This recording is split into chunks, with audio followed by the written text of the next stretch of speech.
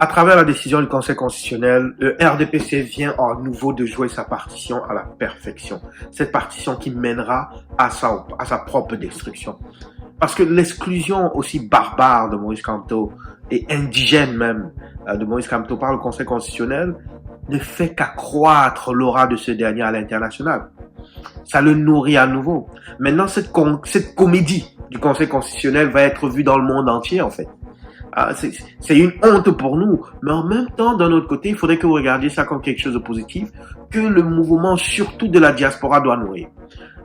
La stupidité de la décision de l'exclusion et surtout de la raison de l'exclusion va tellement être partagée à l'international présentement, ça va tellement être une risée internationale. Le Cameroun sera moqué internationalement. Le cas du Cameroun sera en fait connu internationalement. Les projecteurs seront braqués sur l'absurdité d'une dictature de plus de 40 ans, d'un monsieur de plus de 92 ans qui s'accroche au pouvoir. Sur le fait qu'on est le plus vieux dictateur du monde, mais surtout sur le fait qu'il existe un homme au Cameroun qui s'appelle Maurice Kamto. Le monde adore les combats de David contre Goliath. Maurice Kamto ici est le David. Il se bat contre le Goliath qui est la dictature RDPC et Paul Biya. En se basant sur des arguments stupides et grossiers comme ils l'ont fait pour rejeter la candidature de Maurice Kamto, le système RDPC démontre en mondiovision non seulement sa profonde stupidité, sa profonde bêtise, mais en fait, ils font ce que tout criminel, un tant soit peu intelligent, veut éviter absolument de faire. Tout criminel veut éviter de braquer les projecteurs sur la grossièreté et l'abomination de son crime. Tout criminel veut rester dans l'ombre. Et jusqu'aujourd'hui, pendant plus de 60 ans, Paul Biya et le RDPC et le Cameroun sont restés dans l'ombre de la communauté internationale. Mais pire, en faisant cela, ces projecteurs-là ne se braqueront pas que sur le Cameroun. Ils se braqueront sur la souffrance d'un peuple.